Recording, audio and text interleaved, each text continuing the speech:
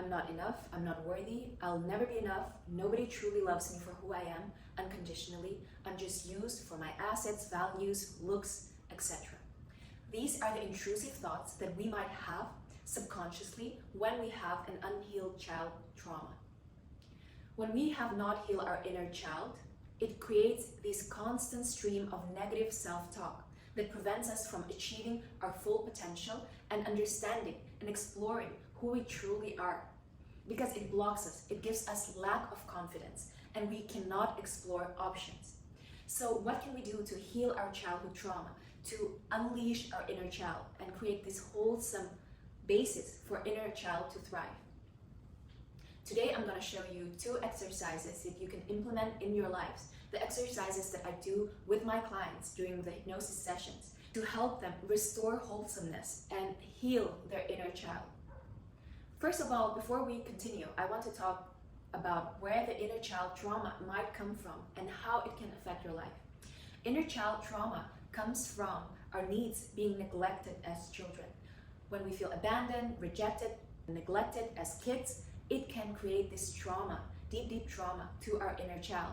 And this stays with us in forms of limiting beliefs, of negative self-talk, of always us jeopardizing and diminishing our own value in our lives. It can cause us to aim lower than our actual potential. It can cause us to jeopardize relationships, friendships, and opportunities and not achieve our full potential.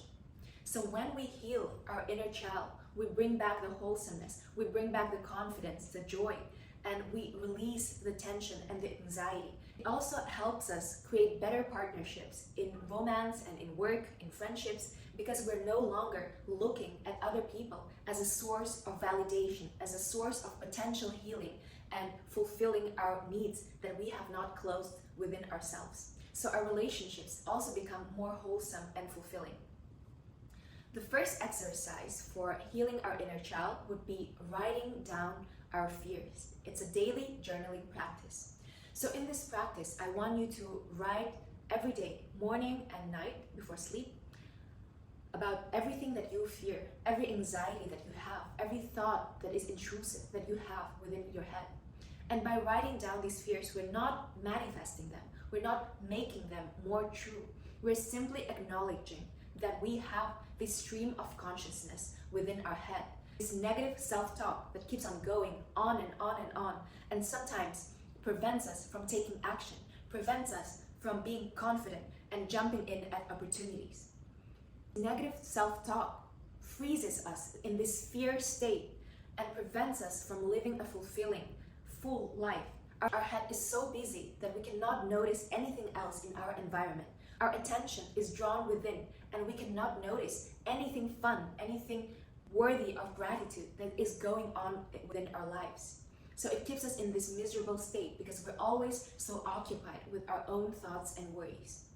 When we write down our fears, we can actually see in a broader perspective what underlying beliefs we have about ourselves that let these fears thrive.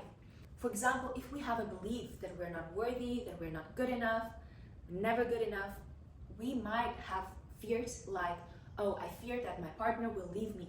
And this fear might be constant because we have this fear that once our accomplishments, our looks, our assets are not the same, then there's no more reasons for the people in our lives to love us and stay with us. And this stems from this belief that we are never worthy enough, we're never doing enough. And this can lead to actions such as always overworking yourself, always working yourself to the bone, and never taking any time to relax, and never having any confidence within yourself that you're enough just as you are. This will also create problems within relationships because you'll always doubt that the people within your lives, they're with you not because of who you are, but with some specific intention, some specific reason.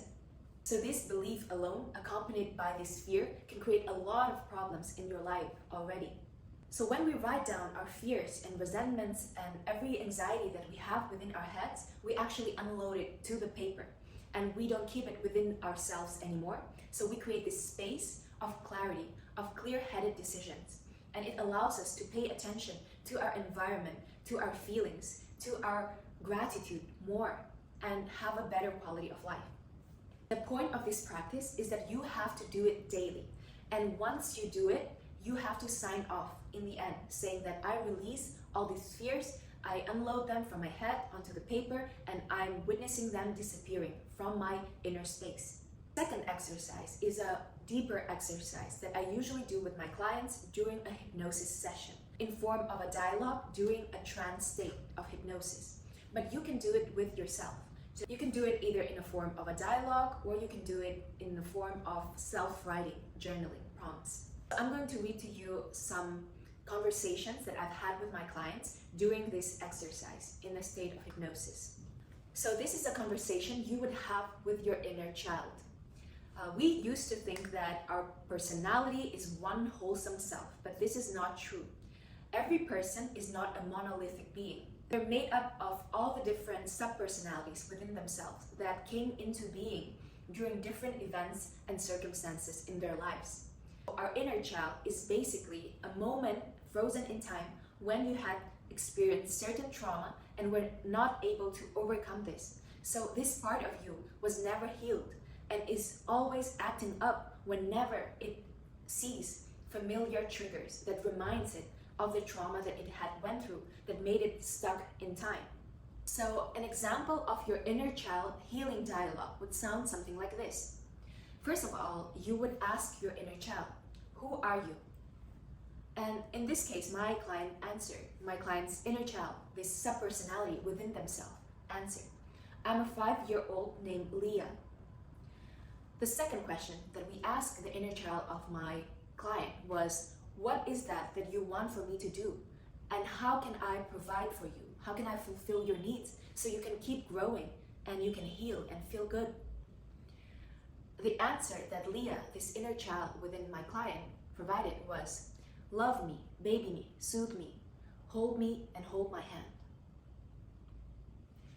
The third question that we asked was, how do you feel loved and cared for? What makes you feel loved and cared for? And the answer was, when you spend time with me, just us two. And we asked again, doing what? Just in silence, no distractions. Hold me, love me, say kind words to me, say that I matter. So when we ask these 3 questions, we have a deep understanding of who your inner child is. What developmental age did your inner child stop at when it experienced its trauma? And we understand how, as an adult, we can provide for the needs of your inner child to help it heal, to help it grow and thrive. Because when our inner child is able to release its trauma and thrive, it actually frees up energy for us to use in our daily endeavors. It helps us have this energy of creativity, of joy, of playfulness to achieve our goals and anything we set our minds on. When an inner child is traumatized and it encounters triggers, it actually blocks us from achieving our goals and our dreams. It's so scared of these potentially traumatic situations that it drives you back with the negative self-talk. So when we have this dialogue with our inner child, it actually helps us free this energy and release the fears and the traumas. Maybe you'll make up a daily practice when you spend 5 minutes in silence with your inner child, when you would hold yourself like this and hold your hand, your own hand, and imagine that you're holding the hand of your inner child and providing it with full attention and full love, and you're being present in that moment. You're not distracted by the thoughts of your lover, by your job. You're just thinking of your inner child and you're being present. You're being there for your inner child. And the funny thing is that usually when our inner child has these needs, for example, the need to spend time with someone without any distractions, to have the full attention and presence, we would usually be the ones to ask for these things from other people, from our friends, from our partners, and we would get mad at our partners for not providing us with this kind of affection, of care, love, and attention. We would get mad that they don't spend one-on-one time with us enough, that they don't hold us enough and give us enough physical affection, that we would have all of these issues with our partner when actually we are supposed to be the ones providing for our inner child needs.